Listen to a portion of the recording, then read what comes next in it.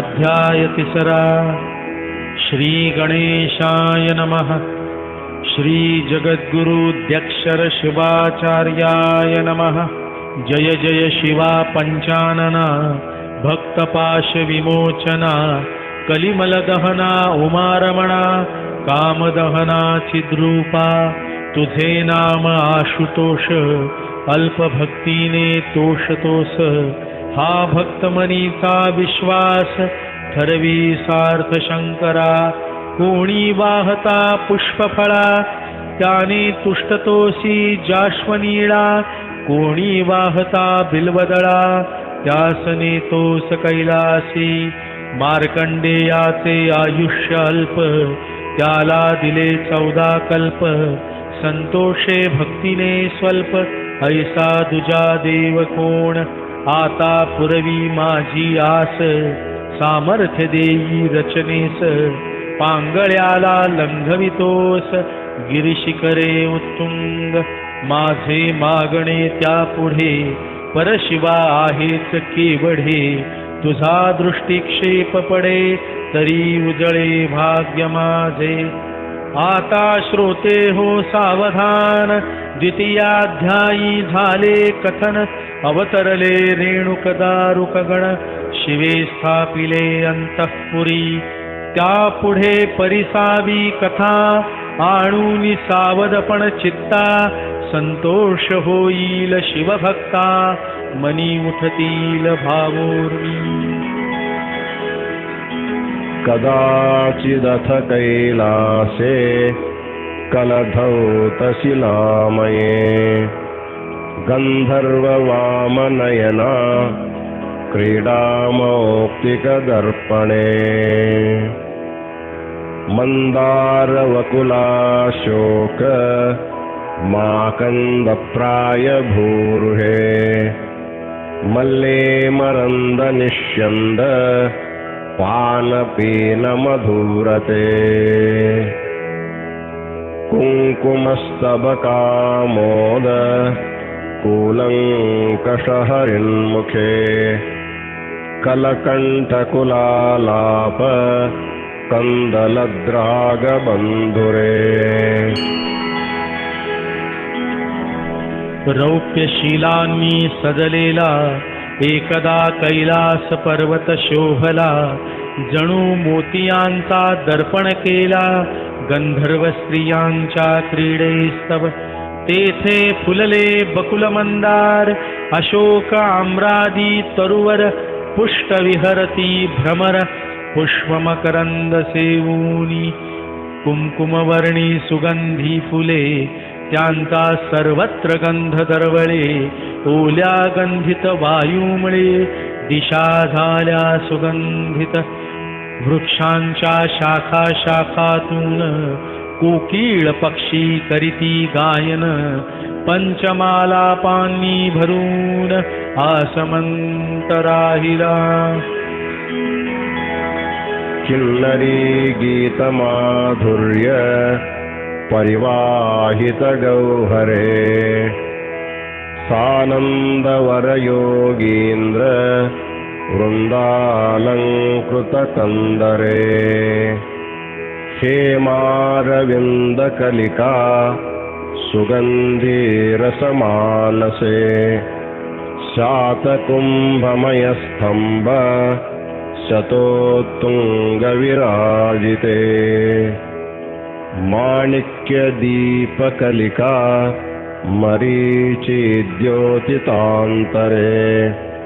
द्वारतोरणसंरूढ शङ्खपद्मनिधिद्वये. रम्य कैलास पर्वतावर किन्नर स्त्रिया गाती मधुर. दुमदुमले गिरिकंदर त्यांच्या मंजुळ शब्दांनी. निशब्द गूढ गुहातून सानंद आदि शिवयोगी गण. बैसले लावूनी शिवध्यान. नेणे गुहा शोभल्या सुवर्ण कमळांच्या कळ्यांनी. गेले मानस सरोवर भरूनी. श्रवणाऱ्या गंधरसांनी सुगंधित झाले कैलास शिखरे उंच सरळ भेदिती निळे अंतराळ सुवर्णस्तंभासम तेजाळ दिव्य भासती चक्षुंसी माणिकरत्नदीपातून निघती तेजोमय प्रकाश किरण त्या प्रकाशाने उजळून गेले कैलास अंतःपुर तोरणस्तंभ महाद्वारी ठेविले शंख पद्म त्यावरी ते निधी स्तंभावरी उभयगान विराजले मुक्तातारकितोदार वितानाम्बरमण्डिते स्पर्शलक्षितवैडूर्य मयभित्ति परम्परे सञ्चरत्प्रमथश्रेणी पदवाचालनूपुरे प्रवालवलभे शृङ्गारमणिमण्टपे सिंहासनासीन परमेश्वरवर्णनम् वन्दारुदेवमुकुट मन्दाररसवासितम्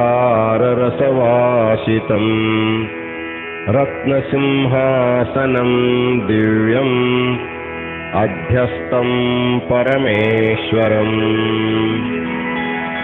कैलास मंटपाचे छत विशाल वस्त्रे अलंकृत त्यावरी जडविले मोती शोभत नभी नक्षत्रांसारखे जे स्पर्शाने जाणवे केवळ त्या वैडूर्य रत्नांनी तेजाळ मंटप भिंती निर्मळ सुशोभित झालेल्या उतरते शिखर छत प्रवाळ रत्नांनी अलंकृत नुपुरध्वनी त्या रत्नमंटपात घुमे प्रमथगणांचा 33 कोटी देव सगळे वंदिती शिवशंभूंची पाऊले मंदार फुलांचा गंध दरवळे देवमुकुटी खोविलेल्या त्या परिमळाने दरवळून गेले नवरत्न खचित सिंहासन त्या सिंहासनी विराजमान होते शिव परमेश्वर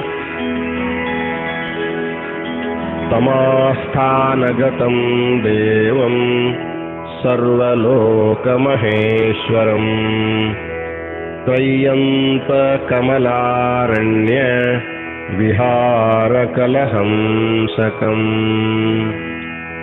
उदारगुणमोङ्कार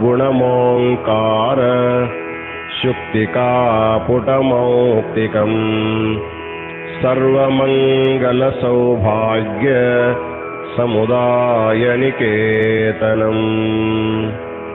संसारविषमूर्च्छालु जीवसञ्जीवनौषधम् नित्यप्रकाशनैर्मल्य कैवल्यसुरपादपम् मध्यस्थानी देववेष्टित सर्वलोकस्वामी शोभत जणू उपनिषत् कमलवनात विहरतो राजहंस मंगल सौभाग्याचे आगर औदार्य गुणयुक्त परमेश्वर प्रणव शिंपल्यातील मनोहर शोभे मोत्यासारखा संसार विषाने मूर्छित जन त्यांना तो संजीवनी औषधा समान स्वयं प्रकाशित निर्मल पूर्ण कैवल्याचा कल्पतरू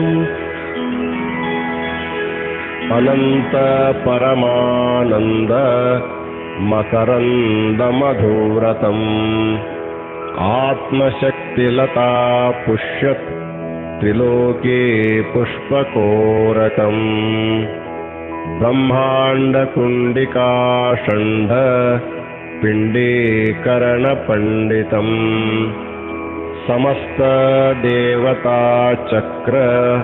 चक्रवर्तिपदे स्थितम् करित पुष्परसाचे पान जैसा भ्रमर होई तल्लीन तैसे आत्मानंदात मग्न झाले शिव परमात्मा स्वतः ठाई नित्य शक्ती बेली वरी पोशिली त्रिलोक पुष्पकळी त्या कळी समान शोभली दिसे तेथे शिवमूर्ती माती तुडवून कालवून कुंभार करीतो पिंडीकरण घटकुंडादी पात्रे निर्माण जैसी करीतो मृत्तिकेची तैसी ब्रह्मांडांची निर्मिती कौशल्ये सहज करी उमापती आणि आवरूनी कल्पांती करीलीन स्वतःत ब्रह्मांड रूपी पात्रे समस्त एकत्र करण्यात जो पंडित तो शोभे सर्व देव समूहात चक्रवर्ती सम्राटा सम चंद्रबिंबायुतच्छाया दायाद्युतिविग्रहम् माणिक्यमुकुटज्योतिर्मञ्जरी पिञ्जराम्बरम् चूडालं सोमकलया सुकुमारबिसाभया कल्याणपुष्पकलिका कर्णपूरमनोहरम् 10 सहस्र चंद्रद्युती तैसी उज्ज्वल देहकांती कोट्यवधी देवांची माथी झुकती पदी शिवाच्या देवमुकुटातील रत्नप्रभा वाढवी शिववस्त्रांची शोभा नवरंगांची खुलली आभा दृष्टिसुखा वाढवीत विसतंतु समचंद्रकला कोवळी विराजली त्याची या भाळी शोभे कल्याण पुष्पकळी कर्णी कुंडला समान मुक्तावलय संबद्ध मुंडमाला विराजितम् पर्याप्त चंद्र सौंदर्य परिपंति मुखश्रियम् प्रातः संफुल्लकमल पर्याय त्रिलोचनम् मंदस्मितमितालाप मधुराधर पल्लवम् गुंफिलेली मोत्यात शोभे मुंडमाला कंठात लाजवी पूर्णचंद्राप्रत मुखकांती तयाची प्रातःकाळी उमले कमळ तैसे तीनही नेत्र प्रफुल्ल अधर पाकळ्या सुकोमल मंदस्मितमितालापे गंडमंडल पर्यंत क्रीडन् मकरकुण्डलम् कालिम्ना कालकूटस्य कण्ठनाले कलङ्कितम् मणिकङ्कणकेयूर मरीचिकरपल्लवैः चतुर्भिः संविराजन्तम् बाहुमन्दारशाखिभिः गौरीपयोधराश्लेष कृतार्थभुजमध्यमम् सुवर्णब्रह्मसूत्राङ्कम् सूक्ष्मकौशेयवाससम् कानी कुंडले मकराकार ती रुळती कपोलावर कंठनाल दिसे निळसर हलाहल प्राशनाने कल्पतरुचा शाखांसमान चतुर्भुजा शोभायमान कंकणरत्न प्रभेने पूर्ण शोभिवंत करबाहू गौरी स्तनालिंगनामुळे वक्षस्थलाचे सार्थक झाले अंगी रेशीम वस्त्र केले धारण सुवर्ण ब्रह्मसूत्र नाभिस्थानावलम्बिन्या नवमौक्तिकमालया गङ्गयेव कृताश्लेषम् मौलिभागावतीर्णया पदेन मणिमञ्जीर प्रभापल्लवितश्रिया चन्द्रवत्स्फाटिकं पीठं समावृत्य स्थितं पुरः। कंठी मोतियांची माळ, रुळे नाभीपर्यंत ते ज्वाळ, जणू जटेतून उतरूनी स्नेहाळ, गंगेने शिवालिंगिने चंद्रकांत मणी निर्मित, चौरंगी ठेविले पद शोभिमंत, रत्ननुपुर तेजे झळाळत, पल्लवा समते शोभले, एक पाय चौरंगावर, दुसरा दुमडुनी घेतलावर, ऐसे आसन साधूनी शंकर, ताठ होते बैसले।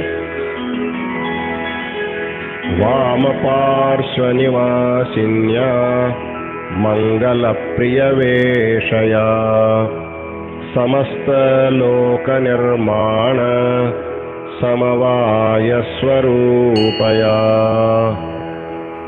इच्छाज्ञानक्रियारूप बहुशक्तिविलासया, विद्यातत्त्वप्रकाशिन्या विनाभागविहीनया। विश्वनिर्मितीचे उपादान कारण, जी सौंदर्याची अद्भुत खाण, ती पार्वती मंगलवेश लेवून विराजे शिवाच्या वामभागी, इच्छा ज्ञान क्रियायुक्त करी आत्मविद्या तत्व प्रकाशित, ती शोभे शिवा समवेत अविनाभाव संबंधाने। संसार विषकांतार दाहदावाग्निलेखया, धम्मिल्लमल्लिकामोद झङ्कुर्वद्भृङ्गमालया, सम्पूर्णचन्द्रसौभाग्य संवादिमुखपद्मया, नासामौक्तिकलावण्य नासीरस्मितशोभया, मणिताटङ्करङ्गान्तर्वलितापाङ्गलीलया, नेत्रद्वितयसौन्दर्य निन्दितेन्दीवरत्विषा। संसार रूपी विश्ववन जाळणाऱ्या ज्वाले समान, पार्वती ती शोभायमान दिसे अति तेजस्वी, वेणीत माळलेली फुले तयांचा सुगंध दरवळे, आनंदूनी मधुप सगळे गुंजारव करिता ती, पूर्ण चंद्रासम उज्ज्वल कांतियुक्त मुखकमल, नासिकेत नथते जाळ, मंदहास्य मुखावरी नीलरत्नांची कर्णभूषणे धारण केली पार्वतीने, त्या रंगमंचावरी नर्तने चालली नेत्रकटाक्षांची, नेत्रांवरी नीलप्रभा पडता खुले ऐसी आभा, नीलकमलांची ही शोभा तेथे जाई लाजून।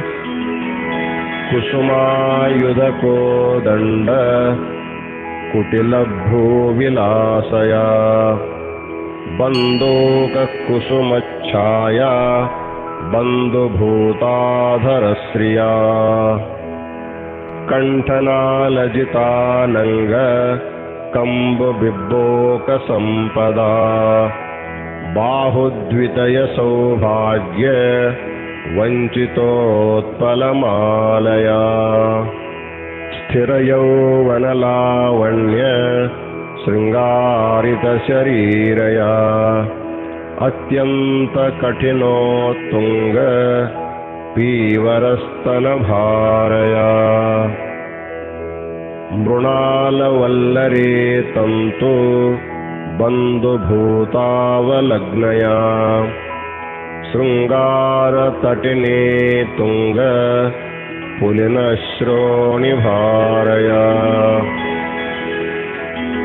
भूविलास तिचे मोहक, जणू मदनधनु वक्र सुरेख, जास्वंदी फुलांची कोवळीक, सरस ओठी साठलेली, कामदेवाचा शंखध्वनी उणाईसी मंजूळवाणी नीलकमलमाळेस आणि लज्जा भुजा सौंदर्य चिरयौवन लावण्याने उन्नत पुष्टस्तन भाराने नटले गौर शरीर देखणे नेत्रांची पारणे फेडीत कमलवेलीचा कोमल देठ तैसा नाजूक कटिप्रांत शृंगार नदीचे उंच तट तैसे नितंब विशाल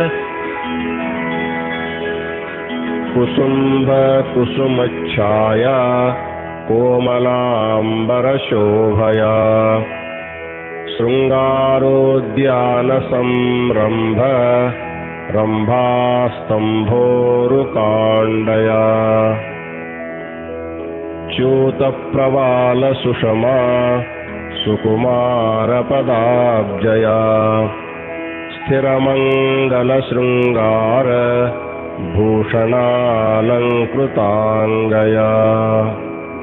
हारनूपुरकेयूर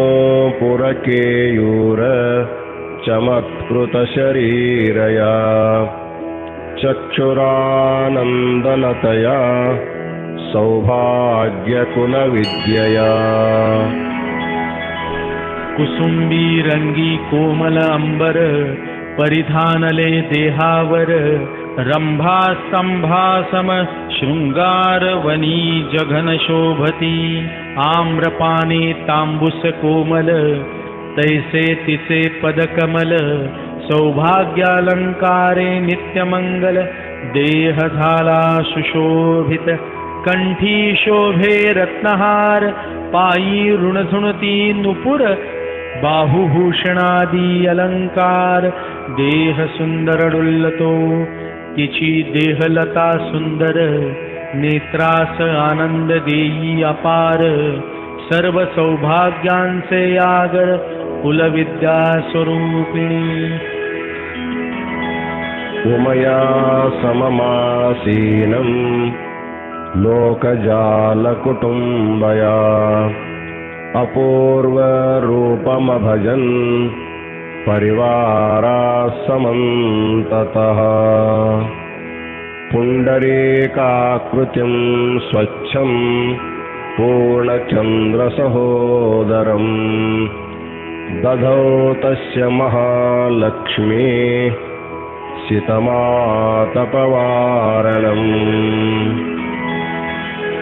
विश्वातील सर्वजन जिचे आप्त सुहृद स्वजन त्या उमेसह उमारमण सिंहासनी बैसलेले ते अत्यंत देखणे सुंदर भोवती उभा सुरपरिवार सर्व भावे सेविती शंकर नतमस्तक होनी कमलाकार श्वेतवर्ण उज्ज्वल पूर्ण चंद्रासमान ऐसे छत्र लक्ष्मी धरून होती उमा माथ्यावरी तंत्री झंकारशालिन्या संगीतामृतविद्यया उपतस्थे महादेवम् उपान्ते च सरस्वती झनत्कङ्कणजातेन हस्तेनोपनिषद्वधूः ओङ्कारतालवृन्तेन वीजयामास शङ्करम्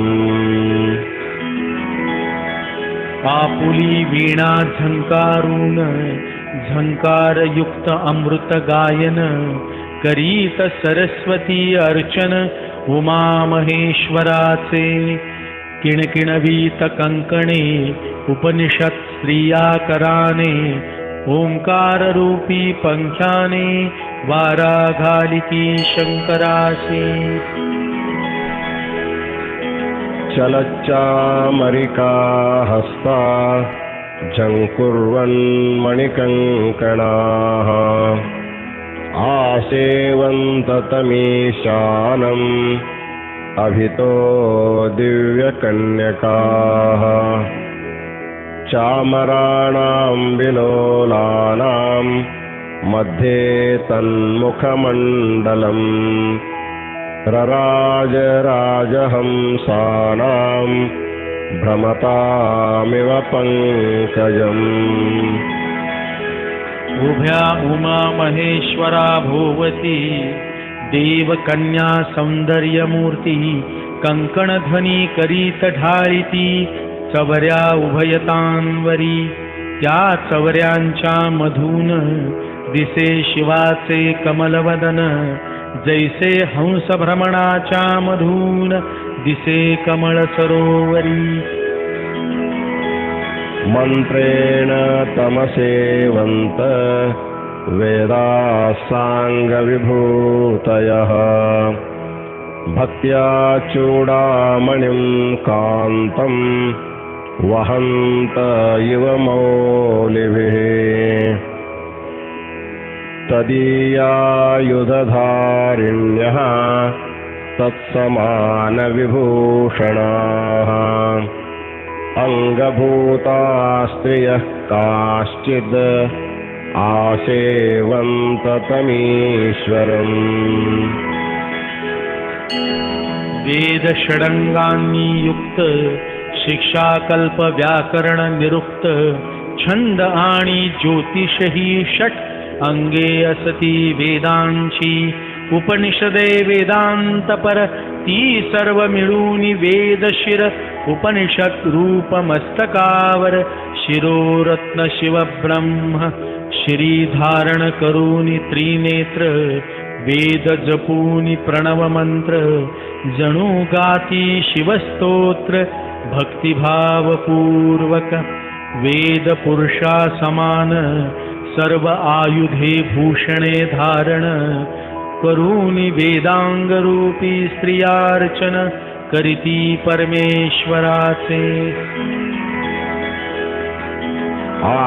आप्ताधिकारिणः केचित् अनंत प्रमुखा अपि अष्टो विद्येश्वरा देवम् अभजन्त समन्ततः ततो नन्दी महाकालः चण्डो भृङ्गिरिटिस्ततः सेनानिर्गजवक्त्रश्च रेणुको दारुकस्तथा घण्टाकर्णः पुष्पदन्तः कपाली वीरभद्रकः एवमाद्या महाभागा महाबलपराक्रमाः निरङ्कुशमहासत्त्वा भेजिरे तं महेश्वरम् शिवाचे विद्येश्वर आठ सूक्ष्म शिवोत्तम अनंत त्रिमूर्ती एक रुद्र श्रीकंठ एक नेत्र शिखंडी ते राहुनी शिवा भोवती तनमनाने सेवा करीती शिवाचा विश्वास त्यांच्यावरती असती अधिकार प्राप्तते प्रमथ गणांची नसे गणती त्यांची नावे सांगावी किती परी त्यात जी मुख्यती आता येथे सांगतो रेणुक दारुक घंटाकर्ण धेनुकर्ण विश्वकर्ण वीरनंदी भृंगी जाण वृषभ आणि स्कंदते महाकाल पुष्पदंत चंडभृंगी रिटी समर्थ कपाली आदी असंख्यात असती गणशिवाचे हे प्रमुख भाग्यवान महापराक्रमी शक्तिमान भक्तिभावे उमारमण अर्चिती स्वये सेविती अणिमादिकमैश्वर्यम् येषां सिद्धेरपोहनम् ब्रह्मादयसुरा येषाम् आज्ञालङ्घनभीरवः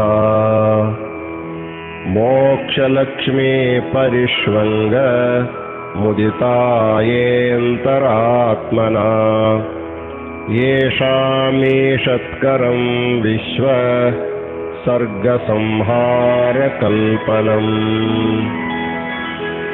या प्रमथांचे कोणते लक्षण तेची सांगतो श्रोत्या लागून त्यांच्या सिद्धी सामोरी दीन आणि मादी अष्टसिद्धी त्यांची उल्लंघण्यासी आज्ञा नसे ब्रह्मादी देवांची प्राज्ञा जैसी अनुल्लंघनीय शिवाज्ञा तैसीच या प्रमथांची ते आपुल्या अंतरंगात मोक्षलक्ष्मीच्या आलिंगने तृप्त विश्वनिर्माण संहार समर्थपणे सहज शक्ती करू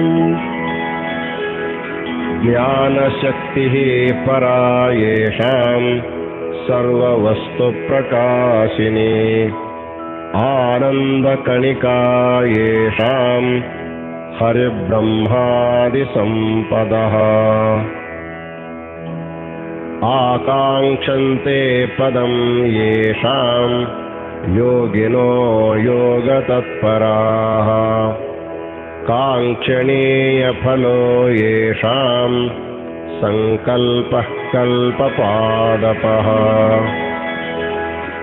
प्रकाशावी वस्तु व्यक्ती ऐसी लाभली ज्ञान शक्ती ब्रह्मादिकांची ती संपत्ती ज्ञानानंदकणासम संपादिण्या प्रमथस्थान योगी योग साधनी निमग्न प्रमथांचे संकल्प जाण सिद्धिदायक कल्पवृक्ष कर्मकालादिकार्पण्य चिंता येषां न विद्यते तेषां विक्रमसन्नाः मृत्योरपि च मृत्यवः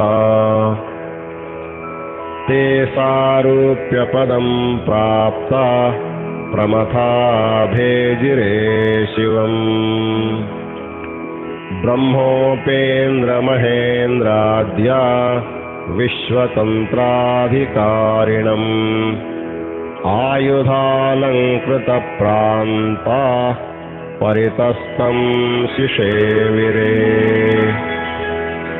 कर्मकालापासून जी कृपणता होई उत्पन्न तिच्या चिंतेपासून मुक्त होते प्रमथ त्यांची विक्रमकृत्ये अति की मृत्यूस वाटे मृत्यूची भीती शिवसारूप्य पावले ते करीती सेवा महेश्वराची ब्रह्मा विष्णु इंद्रदेव आणिक 33 कोटी देव शस्त्रे अलंकृत होऊन सर्व त्रिलोकाधिपतीसी सेविती आदित्या वसवो रुद्रा यक्ष गंधर्व किन्नराः दानवा राक्षसा दैत्या सिद्धा विद्याधरोरगाः अभजन्त महादेवम् अपरिच्छिन्न सैनिकाः सूर्य वसु रुद्र कुबेर गंधर्व राक्षस किन्नर दानव दैत्य सिद्ध विद्याधर शेषनागादि सर्पकुळे हे आपुले सैन्य घेऊन उभे शंकरासी वेष्टून नाना प्रकारे सेवार्चन करीती परमेश्वराचे वसिष्ठो वामदेवश्च पुलस्त्यागस्त्य शौनकाः दधीचिर्गौतमश्चैव सानन्दशुकनारदाः उपमन्यो भृगुव्यास पराशरमरीचयः इत्याद्या मुनयः सर्वे नीलकण्ठं शिशेविरे वसिष्ठ वामदेव पुलस्त्य देख दधीची अगस्त्य शौनक गौतम सानंद पाराशर शुक नारद भृगुपमन्यु मरीची व्यास आदी ऋषिगण नीलकंठाच्या सेवेत मग्न अंतरंगात उचंबळून भरते येई भक्तीला. पार्श्वस्थ परिवाराणां विमलांगेषु बिंबितः सर्वान्तर्गतमात्मानं सरेजे दर्शयन्निव. परमेश्वरस्य राजव्यापारवर्णनम् क्षणं सशम्भुर्देवानां कार्यभागं निरूपयन् क्षणं गन्धर्वराजानां दानविद्यां विभावयन्. उभा परिवार शिवा भोवती त्यांची शरीरे निर्मलकांती. त्यात बिंबली शिवमूर्ती सुबकरेखीव सुंदर. जणू सर्वांच्या अंतर्यामी केवळ नांदतो मीच मी. ऐसे दर्शवी विश्वस्वामी शिवशंभू परमात्मा. क्षणी देवांना काम सांगती कधी गंधर्वगान ऐकती. असे स्वेच्छावर्तन करीती पार्वती रमण त्यावेळी. ब्रह्म विष्णु आदिभिर्देवै क्षणमालापमाचरन् क्षणं देवमृगाक्षीणां लालयन् नृत्यविभ्रमम्. व्यासादीनां क्षणं कुर्वन् वेदोच्चारेषु गौरवम्. विदधानः क्षणं देव्या मुखे बिंबाधरे दृशः. कधी ब्रह्मा विष्णूशी संवाद करीती बोलती मधुशब्द. कधी देवांगनाचे पदन्यास पाहुनी प्रशंसिती. कधी व्यासांचे वेदोच्चार वाखाणिती शब्दे मधुर. कधी उमेचे बिंबाधर मुखप्रेमे अवलोकिती. हास्यनृत्यं क्षणं पश्यन् भृङ्गिणा परिकल्पितम्. नन्दिना वेत्रहस्तेन सर्वतन्त्राधिकारिणा. अमुञ्चता सदा पार्श्वम् आत्माभिप्रायवेदिना. चोदितान् वासयन् कांश्चिद् विसृजन् भ्रूविलासतः. सम्भावयंस्तथा चान्यान् अन्यानपि नियामयन्. समस्तभुवनाधीश मौलिलालितशासनः. अकुण्ठशक्तिरव्याज लावण्यललिताकृतिः. कधी भृंगीचे विनोदपूर्ण नृत्य पाहती उत्सुक होऊन. कार्यकुशल वेत्रहस्त नंदीकडून काही लोकास बोलाविती. नेत्र संकेते काही जण देती दूर पाठवून. काही जणांना प्रिय भाषण करून या तोषविती. काही लोकांना शासती फार ऐसा करीती स्वेच्छा व्यवहार. शंकराचा राजव्यापार चाललेला सहज भावे. शिवत्रैलोक्याधिपती त्यांच्या ठाई अप्रतिहत शक्ती. सर्व भुवनांचे अधिपती आज्ञा पाळिती तयांची. स्थिरयौवनसौरभ्य शृंगारितकलेवरः. आत्मशक्तमृतास्वाद रसोल्लासितमानसः. स्वाभाविकमहैश्वर्य विश्रामपरमावधिः. निष्कलङ्कमहासत्त्व निर्मितानेकविग्रहः. अखण्डारातिदोर्दण्ड कण्डूखण्डनपण्डितः.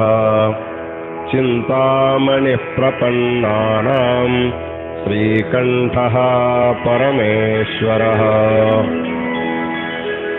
शंकरांगी यौवन स्थिर तेणे गंधित सुशोभित शरीर आत्मशक्ती अमृत मधुर प्राशने मन संतुष्ट सगुण गोमटे शिव ब्रह्म महाऐश्वर्याचे विश्रामधाम निष्कलंक महाशक्ती तूनी परम दिव्य निघाली जी रूपे त्या दिव्य रूपांचा धारक शिवशंकर जगन्नायक तोची स्पंदतो असंख्य देख हृदयातूनी जीवांच्या तो श्रीकंठ उमाकांत जे सज्जन शत्रू अपरिमित त्यांच्या बाहुबलाची रग समस्त जिरविण्यास समर्थ तो शुद्धांतःकरणी शरणागत त्यांचे पुरवी मनोरथ ऐसा तो चिंतामणी समर्थ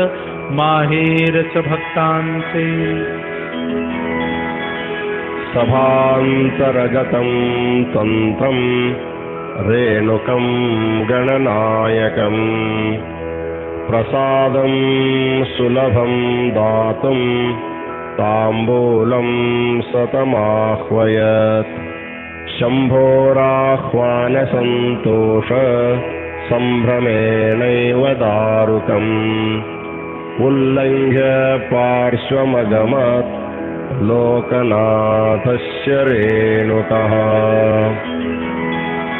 शिवसभा भरली दाट तिचा काय वर्णावा थाट गंधर्व किन्नरादी भाट गोड गाती शिवगीते शिवगणांची जहाली दाटी बैसल्या देव ऋषींच्या कोटी देवांगनांनी गोमटी नृत्ये तेथे आरंभिली देव कंठातल्या फुलमाळा परिमळाने दरवळल्या कैलास अवघा गंधाळला प्रसन्नला समंत उमेसह शिवशंकर विराजित सिंहासनावर त्यांनी वरी केला कर सभा स्तब्ध झाली शिवगण जरी असंख्य त्यात 5 गण प्रमुख रेणुक हे गणनायक तेथे होते बैसले तांबूल प्रसाद द्यावा म्हणून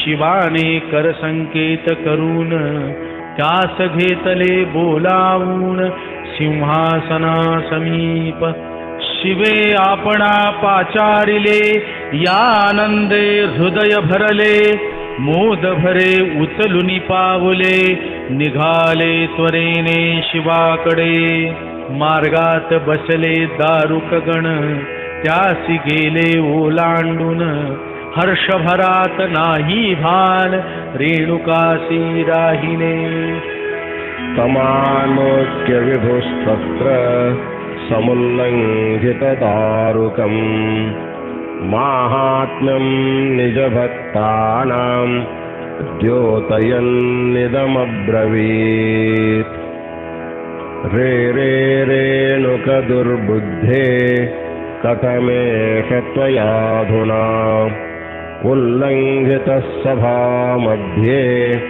मम भक्तो हि दारुकः लङ्घनं मम भक्तानां परमानर्थकारणम् आयुः श्रियं कुलं कीर्तिं निहन्ति हि शरीरिणाम् रेणुके दारुकासी ओलांडिले हे शिवासी नाही रुचले मग ते रेणुकास बोलले भक्त महिमा दाखवाया अरे उतावीळ रेणुका का ओलांडिले दारुका दारुक भक्त माझा निका त्याचा केला अवमान जो जाई मदभक्ता ओलांडून अथवा त्यांचा करी अपमान त्याचे आयुष्य वित्त कुल पूर्ण आणि कीर्ती नाशते मम भक्तमवज्ञाय मार्कण्डेयं पुरायमः मत्पादताडनादासीत् स्मरणीयकलेवरः भृगोश्च शङ्कुकर्णस्य मम भक्तिमतोस्तयोः कृत्वानिष्टमभूद्विष्णुः विकेशो दशयोनिभात्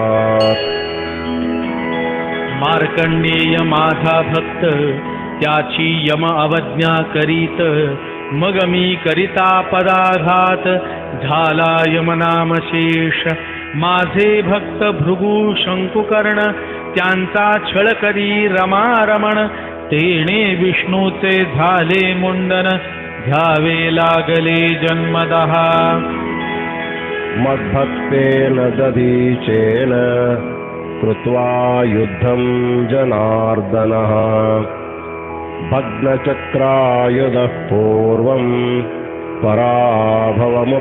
पराभवमुपागमत् कृताश्वमेधो दक्षोऽपि मद्भक्तांश्च गणेश्वरान् अवमत्य सभामध्ये मेषवक्त्रो भवत्पुरा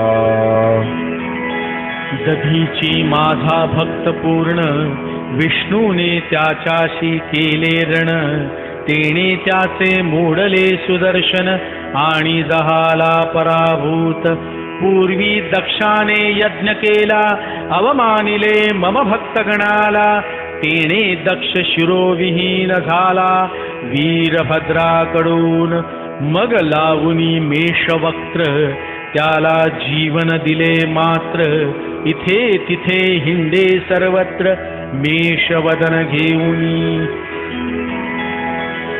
श्वेतस्य मम भक्तस्य दुरतिक्रमतेजसः औदासीन्येन कालोऽपि मया दग्धः पुराभवत् एवमन्येऽपि बहवो मद्भक्तानामतिक्रमात् परिभूता हताश्चासन् भक्ता मे दुरतिक्रमाः पराक्रमी भक्त श्वेत त्यास यमे दुर्लक्षिले फक्त यमासी केले भस्मसात मीच तेव्हा क्रोधाने मदभक्तांसी ओलांडून त्यांचा केला अवमान तेणे हरले काही जण काही गेले मृत्युपंथे म्हणून कोणी माझ्या भक्ता ओलांडू नयेची सर्वथा दाखवू नये अनास्था आणि अपमान करू नये अविचारेण मद्भक्तो लंघितो दारुकस्त्वया येष त्वं रेणुकानेन जन्मवान् भवभूतले इत्युक्तः परमेशेन भक्तमाहात्म्यशंसिना प्रार्थयामास देवेशं प्रणिपत्य स रेणुकः म्हणून रेणुका ऐक तू अवमानिला भक्त दारुक यास्तव तुझला भूलोक आता प्राप्त होईल जन्म घेणे आता प्राप्त हे चुकेची ना तुझप्रत ऐकुनी रेणुकतेथ स्तब्ध क्षणैक जाहले भक्त प्रशंसक शंकर त्यांची आज्ञा ऐकता सत्वर रेणुके घातला नमस्कार आणि प्रार्थू लागले मानुषीं योनिमासाद्य महादुःखविवर्धिनीं जात्यायुर्भोगवैषम्य हेतुकर्मोपपादिनीं समस्तदेवकैङ्कर्य कार्पण्यप्रसवस्थलीं महातापत्रयोपेताम् वर्णाश्रमनियन्त्रिताम् विहाय त्वत्पदाम्भोज सेवां किं मा वसाम्यहम्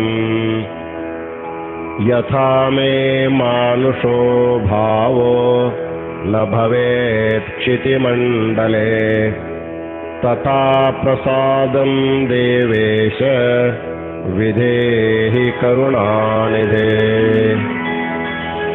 रेणुक म्हणती मनुष्य योनी देवा केवळ दुःख खाणी तेथे सतत गाऱ्हाणी दुःखाचीच महादेवा जाती आयुष्य आणि भोग यांच्यात भावा वैषम्य रोग अशीच घडती कर्मे सवेग तेथे जीवाकडून लागे देवतांतरा भजावे त्रिविध ताप तेथे साहावे वर्णाश्रम बंधनी लागे रहावे ती दैन्याची जन्मभूमी सोडून तुमची चरण सेवा भूलोकी कैसा राहू शिवा मनुष्य योनीचा गुंता गोवा देऊ नका मज लागी करुणा सागर परमेश्वरा माझ्यावरी अनुग्रह करा भूलोकी मज शंकरा जन्म घ्यावा लागू नये।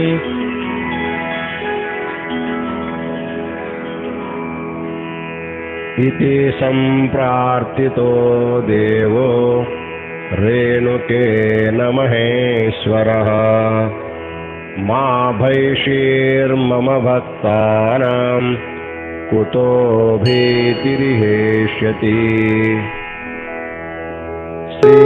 श्रीशैलस्योत्तरे भागे त्रिलिङ्गविषये शुभे कोल्लिपाख्याभिधानोऽस्ति कोऽपि ग्रामो महत्तरः सोमेश्वराभिधानस्य तत्र वासवतो मम अस्पृशन्मानुषं भावं लिंगात् प्रादुर्भविष्यसि। रेणुकांनी केली प्रार्थना मग बोलिला कैलास राणा बा रेणुका मदभक्तांना भय कसले असेल श्रीशैलाच्या उत्तरेस मंगलमय तेलंग देश तेथे कोल्लिपाकी नामे विशेष गाव असे विशाल त्या कोल्लिपाकी क्षेत्रात मी सोमेश्वर लिंग रूपे ख्यात लिंगातूनी त्या प्रादुर्भूत दिव्य रूपे तू होशील मदीय लिंग संभूतं मद्भक्त परिपालकं विस्मिता मानुषा सर्वे त्वां भजन्तो मदाज्ञया मदद्वैतपरं शास्त्रं वेद वेदान्तसम्मतं स्थापयिष्यसि भूलोके सर्वेषां हितकारकम् मम प्रतापमतुलं मद्भक्तानां विशेषतः प्रकाशय महीभागे वेदमार्गानुसारतः ममाज्ञेने सोमेश्वर लिंगातूनी घेशील अवतार तुला पाहता भक्तवर विस्मित होऊनी सेवितील जनलोकांचे भावे हित यास्तव स्थापिशील शिवाद्वैत जे वेदोपनिषदांना संमत आणि आगमोक्त असे माझा प्रताप अतुल तो रूढवी भूलोकी सकळ मदभक्तांचाही प्रताप समूळ प्रकाशित करशील वेद मार्गा अनुसरावे लोकमद भजनी रमावे ऐसे कार्य करून व्हावे कृतकार्य रेणुका इत्युक्त्वा परमेश्वरः स भगवान् भद्रासनादुत्थितो ब्रह्मोपेन्द्रमुखान् विसृज्य विबुधान् भ्रूसंज्ञया केवलम् पार्वत्या सहितो गणैरभिमतैः प्रापस्वमन्तःपुरम् क्षोणीभागमवातरत्पशुपते राज्ञावशाद्रेणुकः